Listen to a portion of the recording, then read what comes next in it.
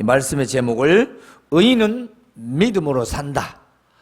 참 의인은 믿음으로 산다라는 말은 참 당연한 말이지요. 쉽습니다. 그런데 오늘 말씀을 좀 더 자세히 보면 4절에 의인은 그의 믿음으로 말미암아 살리라. 그래서 이 말미암아라는 말이 참 우리나라의 표현이고요. 이 다른 언어로 번역하기가 참 어려운 언어랍니다. 의하여, 인하여, 그 정도로 해석할 수 있어요. 믿음에 의하여, 믿음에. 자, 이 하박국이라는 이름 뜻은 무엇일까요? 포옹, 또 껴안는 자, 매어 달리는 자. 매달리는 자 있죠? 뭔가 자기가 필요해서 애원하고 매달리는 자. 아마도 하나님께 매달리지 않았을까? 그의 이름처럼 하박국. 하박국 선지자는 굉장히 하나님을 사랑하는 자였습니다. 그래서 오늘 말씀을 보면 하나님을 사랑하기에 하나님 앞에 호소하고 하나님 앞에 또 원망스러운 그런 불평도 했어요. 그래서 하박국서는 하박국 선지자가 개인적으로 당시 세상 역사에 대해서 하나님의 뜻을 묻습니다. 도대체 이놈의 세상은 왜 이렇습니까? 우리는 택한 백성들 아닙니까? 이 유다는 도대체 왜 이렇습니까? 그렇게 하나님 앞에 항의하면서 하나님께 묻고 그 응답을 기록한 바로 성경입니다. 이 성경을 기록한 시기는요, 여러분이 알다시피 니느웨 하면 누가 생각나죠? 생각 안 나요? 요나지요. 자, 이 니느웨가 멸망하잖아요. 결국은 하나님이 그렇게 기회를 주고 은혜를 주어도 망했어요. 언제 망했냐면 BC 612년경에 멸망합니다. 그런데 이 BC 612년경 이때에 바로 그 유다의 실상을 기록한 내용이 바로 하박국서예요. 그래, 한마디로 말해서 이 유대인들이, 유다 족속이 하나님 선택한 백성들 아니에요. 이 사람들이 아주 악행을 저지르고도 태연하게, 그리고 잘 살고 풍요를 누리는 것에 대해서 하나님 앞에 막 호소를 한 거예요. 그 죄악에 대해서. 그래서 우리가 1장 1절에 보면 여호와여, 내가 그렇게 부르짖어도 듣지 않으십니까? 이게 많이 하나님 앞에 기도했다는 거예요. 나라와 민족을 위해서. 제가 언제까지 부르짖어야 합니까? 왜 구원해 주시지 않습니까? 이렇게 호소합니다. 어찌하여 이 불의와 재난과 폭력과 다툼과 분쟁을 내 눈으로 바라보고 내가 이렇게 고통을 당할 수 있도록 그냥 바라만 보십니까? 울부짖어 호소하는 내용입니다. 사실 하박국 성지자는요, 하나님께 불평 섞인 호소예요. 그렇죠? 곱게 말하는 거 아니에요. 막 울부짖는 거예요. 왜 하나님 저렇게 불의를 저지르고 악한 짓을 지르는데 벌도 안 주고 그냥 가만히 계십니까?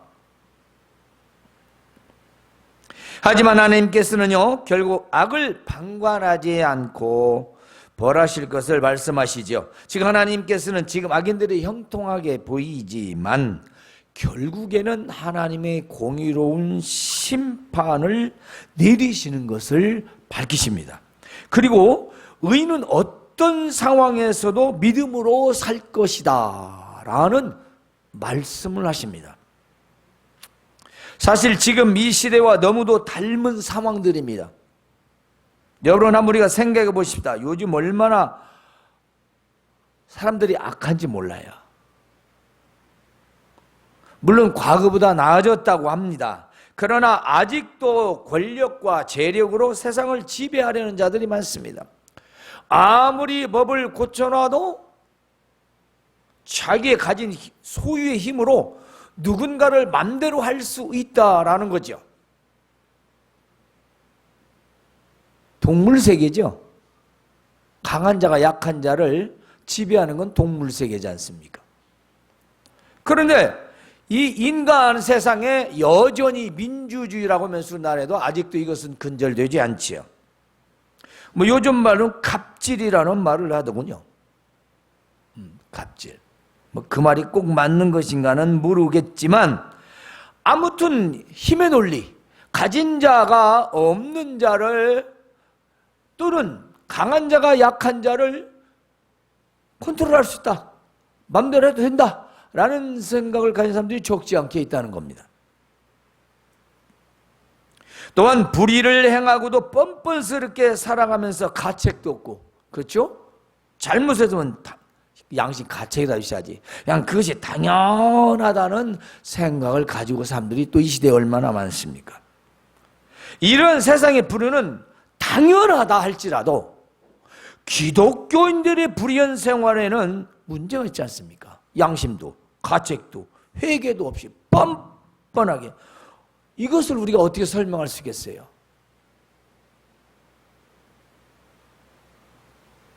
뉴스에 나왔잖아요. 익산의 모 교회 아주 오래 오신 분들 수십 년간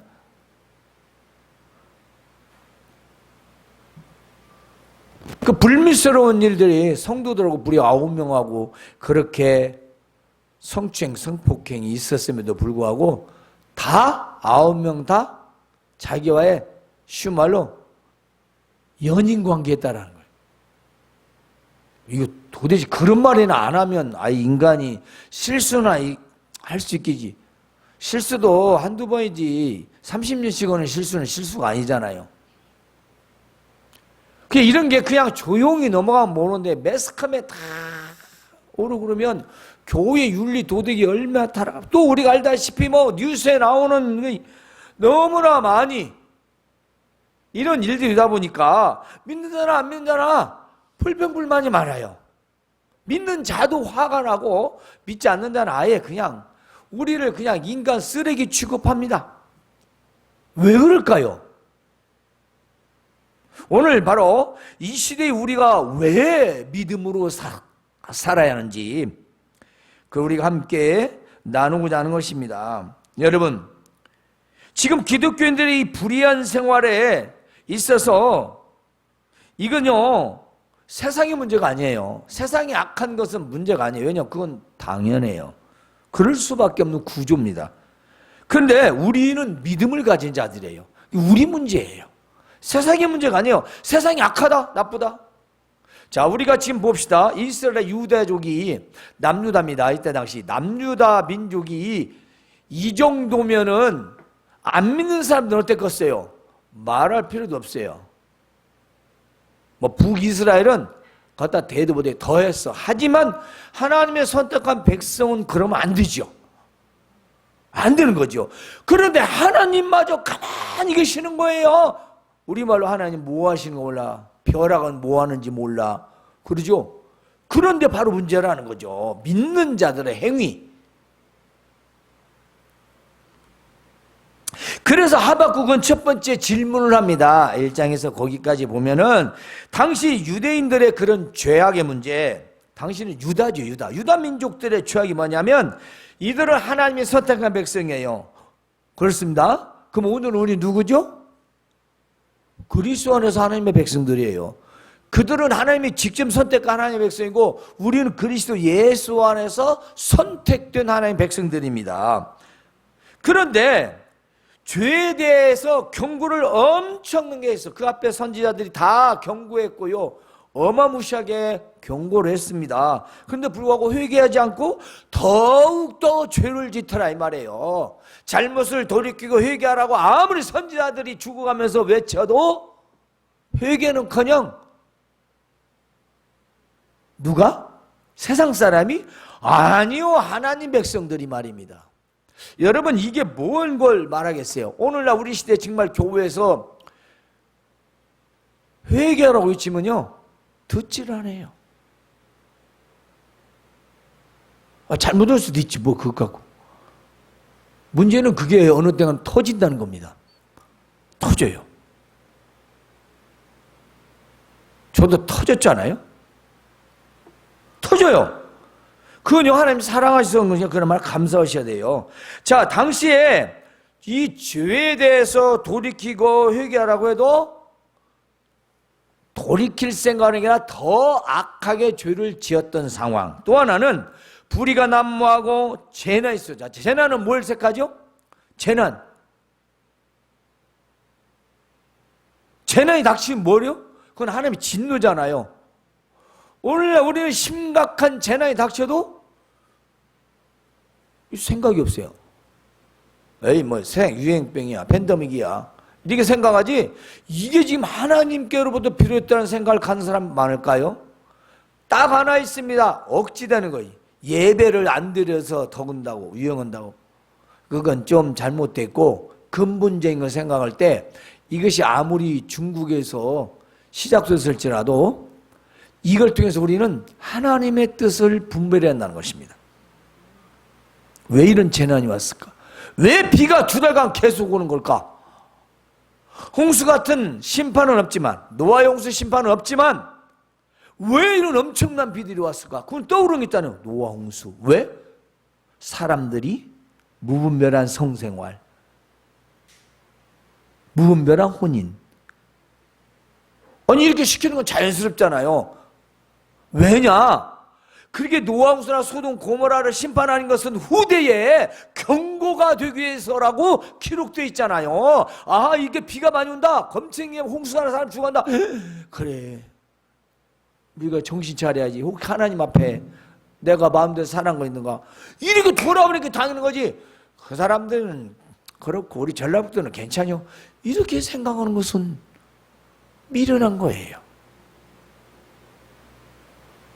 어리석은 거예요. 그건 의인이 아니에요.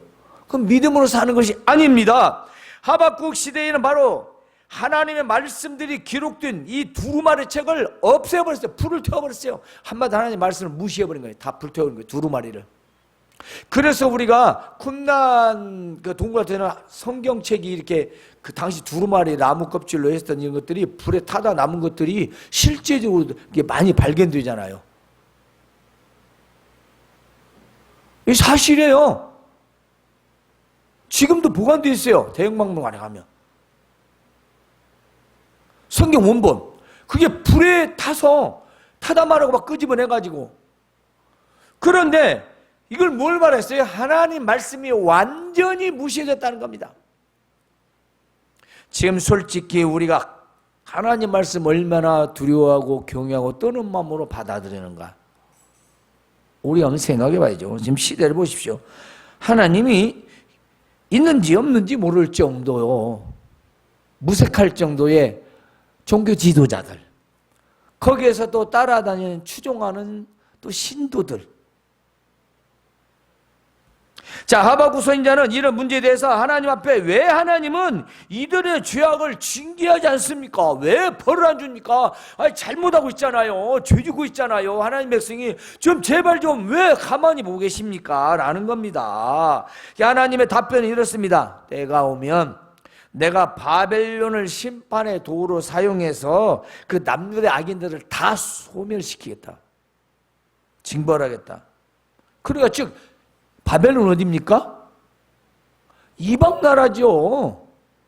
유대인들이 아니에요. 그런데 왜 문제냐면 이 바벨론 사람들이 어마어마하게 악랄하게 이스라엘 백성을 괴롭히고 사람을 껍질을 벗겨서 죽을 때까지 놔둔대잖아요. 그런데 그런 악랄한 사람들을 데리다가 남유다 하나님 백성을 치시겠다는 거예요. 그러니까 하박국이 이해가 안 가는 거예요.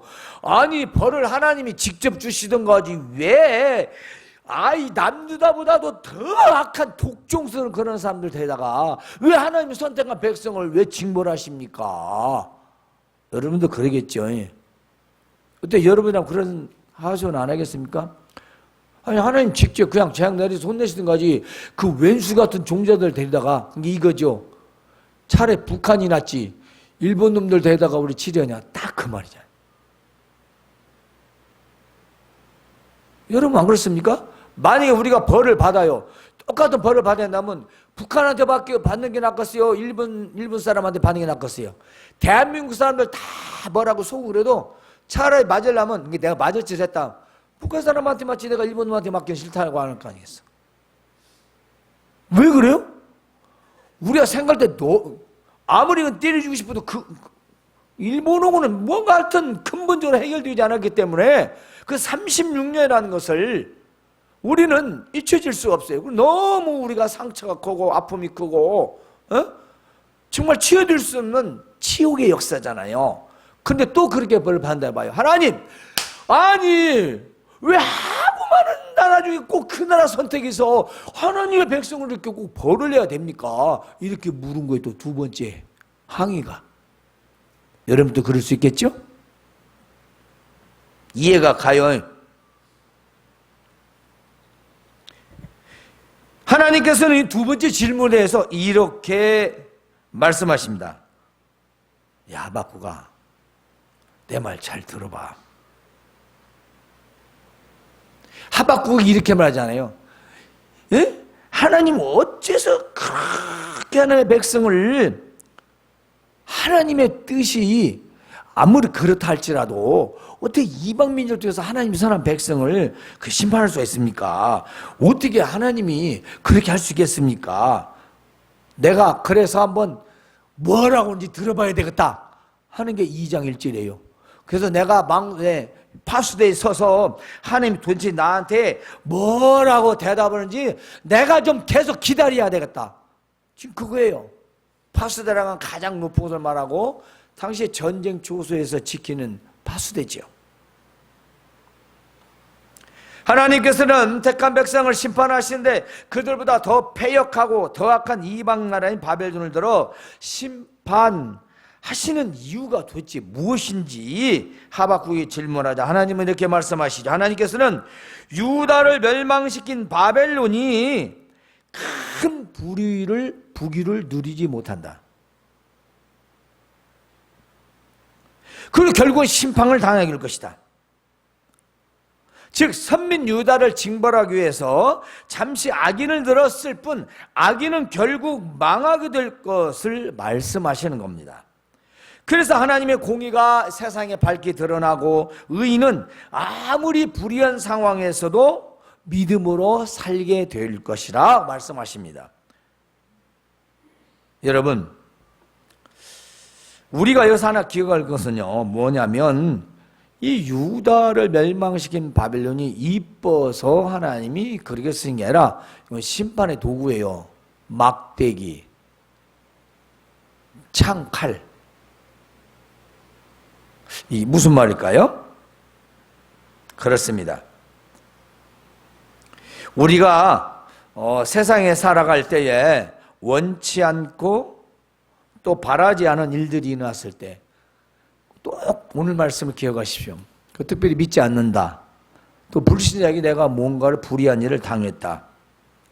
그렇다면 오늘 말씀을 꼭 기억해야 합니다. 그냥 넘어갈 일이 아니라는 거죠. 자, 그래서 하나님께서는 이렇게 말씀하십니다. 야, 판에 똑똑히 새겨라. 내가 지금부터 말해주는 걸 판에 새기라는 겁니다. 이것은 분명한 계시라는 뜻이죠. 확실하다는 겁니다. 자, 너는 묵시를 기록하여 판에 명백히 새기되 달려가면서도 읽을 수 있도록 하라. 뭔 말이겠어요? 하나는 또렷하고 분명하고 크게, 다른 사람들은 확실히 볼 수 있도록 계시판, 우리말로 말하면 그렇게 확실하게 똑똑히 볼 수 있도록 내가 말하는 대로 쓰라는 겁니다. 이것은 마치 십계명을 돌에 새긴 것처럼 판에 명백히 확실하게 새겨야 한다는 겁니다. 이유는 누구든 읽을 수 있어야 되고 영원히 지워지지 말아야 한다는 것입니다. 그건 뭘 뜻일까요? 이루어진다는 뜻입니다. 종이같이 써서 지워지면 그런 약속이 있었어? 그렇지 않죠. 지금도 수천 년 됐던 그런 비문들, 비석에 있는 글들이 옛날 오래된 상형문자까지도 다 해석을 하잖아요. 우리나라 오래된 고어체의 그런 언어들도 다 과학적으로 그 뜻을 지금 이렇게 해석해 나갑니다. 그런데 뭐 종이나 나무나 생건 다 썩어져 없어져 버리고 그거 뭐라고 하는지 모르겠어요. 그러나 돌에 새겨버리면 그 내용이 뭔가를 그래도 어느 정도 밝힐 수가 있고 어떤 것도 확실하게 밝히기도 합니다. 때문에 새기다라는 말은 지워져서는 안 된다고 말입니다. 왜냐? 그 말씀이 이루어져야 되니까. 그리고 하나님의 확실하고 이 분명한 계시인 것과 선민 유다뿐만 아니라 모든 사람이 볼 수 있게 하라는 것입니다. 그러니까 하나님의 계시의 말씀 우리 모두가 다 보고 다 알아야 되고 깨달아야 할 말씀이라는 거죠. 그래서 계시록 1장 3절에 말씀을 읽는 자, 보는 자, 듣는 자가 복이 있다고 했어요. 왜냐하면 이 말씀은 당시에뿐만 아니에요. 계속 후대에게 물려줄 말씀이라는 겁니다. 그리고 더 나아가서 온 세상에 전파되어야 할 말씀들이죠. 다음에는 뭐냐면은 늦어진다 해도 기다리라는 겁니다. 그만 게 무슨 말씀이겠어요? 또다시 아주 확고한 계시, 변함이 없다는 겁니다. 자, 그러니까 정한 때에 하나님의 심판은 속히 임할 것이다. 결코 거짓되지 않는 약속하는 것입니다.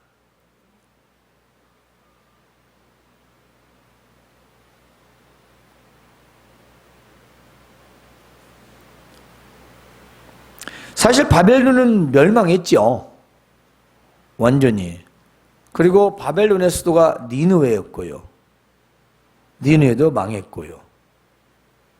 지구상 역사적으로 찾아보기 힘든 나라 수도가 니느웨입니다. 흔적이 없다고 하잖아요. 자, 그러니까 하나님은 반드시 바벨론을 심판의 도구로 쓰지만 그 사용했던 것은 영원한 것이 아니라 그가 누렸던 부귀, 영화, 이 모든 것들 잠깐이고 그다음에 결국은 심판을 받아서 멸망해서 없어질 거라는 겁니다.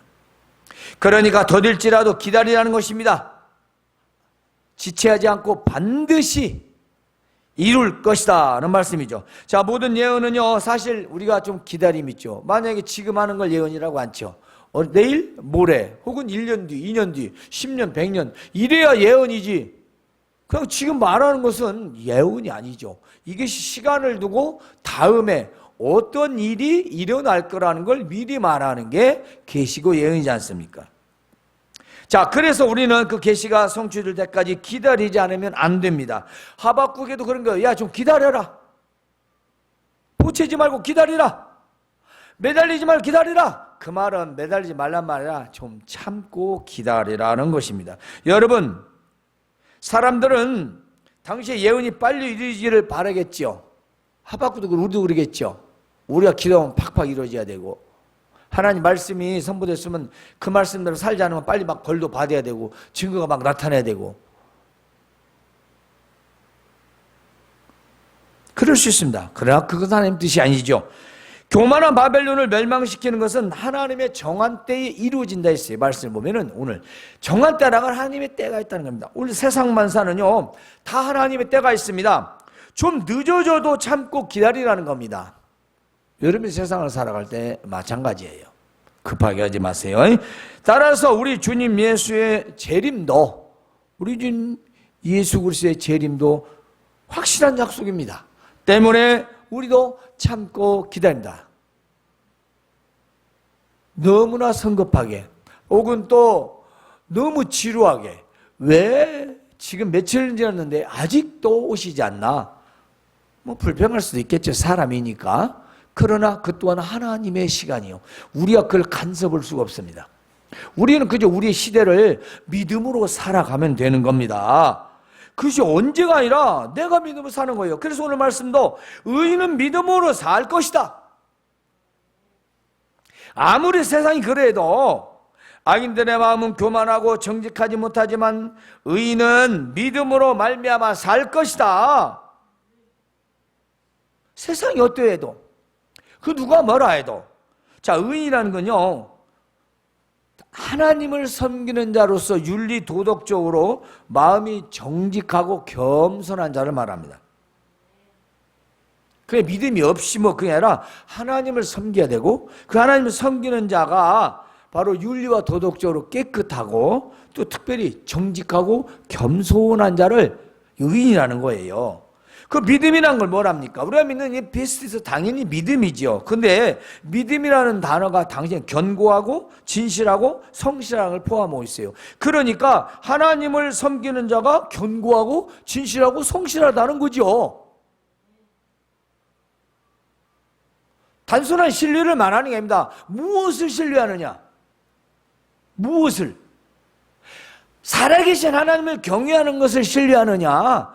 아니면 그건 믿는 거고 다른 걸 신뢰하느냐? 그건 또 다른 것이죠. 그건 또 다른 거예요.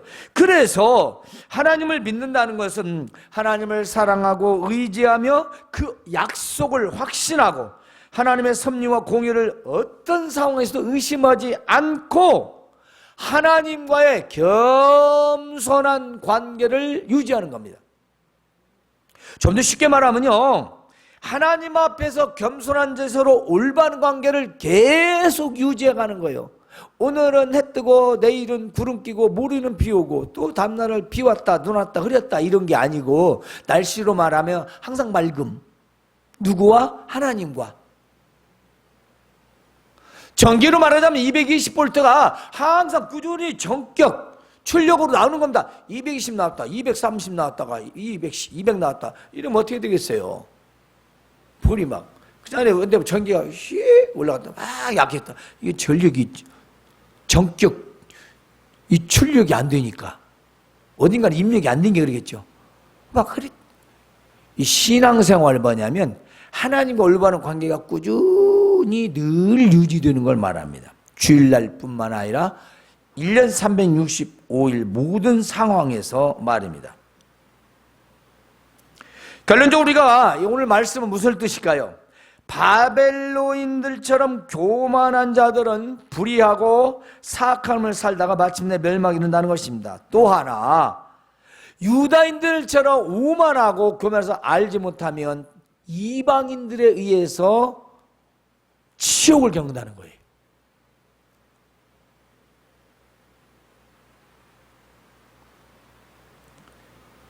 따라서 구원을 얻고 하나님을 의지하고 복된 삶을 살아가는 진실한 의인들은 아무리 불의한 세상에 살아간다 해도 믿음으로 살게 된다는 것입니다. 지금 이 시대에 믿음을 지켜 살기에 정말 쉽지 않은 세상입니다. 특히 믿는 세상 사람들의 악행이 문제가 아닙니다. 불신자는 문제가 아니에요. 그들에게 뭘 더 바란다면 그건 우리의 무지예요. 우리가 성경을 보면요, 세상은 그럴 수밖에 없는 구조예요. 그걸 누가 고쳐요? 그런데 오늘 예수 그리스도 안에서 복음으로 의인이 되었습니다. 예수님을 믿음으로 하나님의 자녀가 되었습니다. 그래서 우리는 의인이고 믿음을 가진 자들입니다.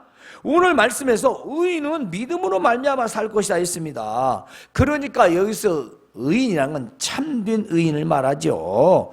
이 진실하고 참된 의인은요, 어떤 상황에서도 믿음으로 산다는 것입니다. 우리가 눈으로 보는 세상에서 악인이 잘되고 번창하고 그들이 행복한 것처럼 볼지라도 그들은 성경대로 풀과 같은 겁니다. 풀의 배임과 같은, 바벨론과 같습니다. 흔적 없이 살아갑니다. 때문에 우리는 믿음으로 살아야 합니다. 왜 그러죠? 우리는 늘 말씀드리죠. 오늘과 내일, 이생과 미래가 내세와 우리와 현세와 연결되어 있기 때문이라고 했습니다. 자, 우리가 악인에게 억울하게 당했다면 나와 하나님 관계를 반드시 돌아보고 회개하시기 바랍니다. 왜냐하면요, 악인을 사용하시어 나의 잘못을 알고 깨닫게 하시려는 하나님의 사랑이기 때문입니다. 내가 오늘 아주 사람 같지 않은 것한테 당했다니까? 그럼 한번 생각해 봐야 돼요.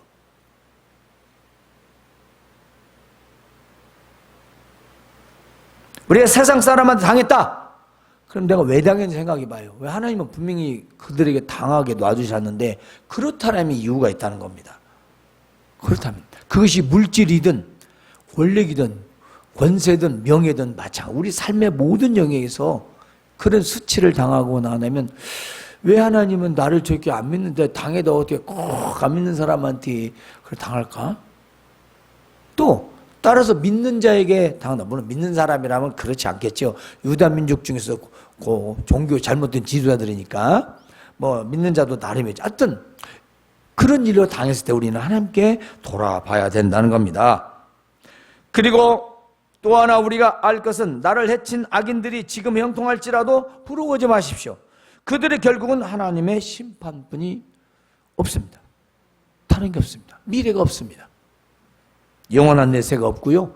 그들은 형벌만 있을 뿐이요. 그러니까 부러우지 마세요. 안 믿는 사람이 그렇게 떵떵거리고 죄 짓고 잘 먹고 잘 살아 그거 괜히 시기 질투 부러우지 마세요. 악인이 형통하는 거 부러우지 말래잖아요. 그들 마지막처럼 되면 좋겠어요? 우리가 내세가 없으면 뭘라고 그러네요. 그러니까 우리가 이 생에 주시는 거 누리고 살 수는 있지만 본질적인 걸 잊어서는 안 된다는 겁니다. 그러므로 우리가 세상에서 사는 동안 정말 악인에게 당하지 않으려면 그 어떤 상황에서도 믿음으로 살아가시길 바랍니다. 왜냐하면 의인은 불의하고 포악한 세상에서도 믿음으로 살고 그 믿음 때문에 끝까지 살아남는다는 것입니다. 다시 말씀드립니다. 자, 의인은 불의하고 이 악한 세상에서도 믿음에 살고, 이 믿음에라는 게 뭐겠어요? 믿음에 의하여. 믿음이 없으면 아무리 믿음으로 산다고 해도 믿음으로 살 수 없는 거예요. 믿음에 살고 그 믿음으로 살기 때문에 그 믿음이 그를 지켜주고 보호해주고 살아남게 한다는 것입니다.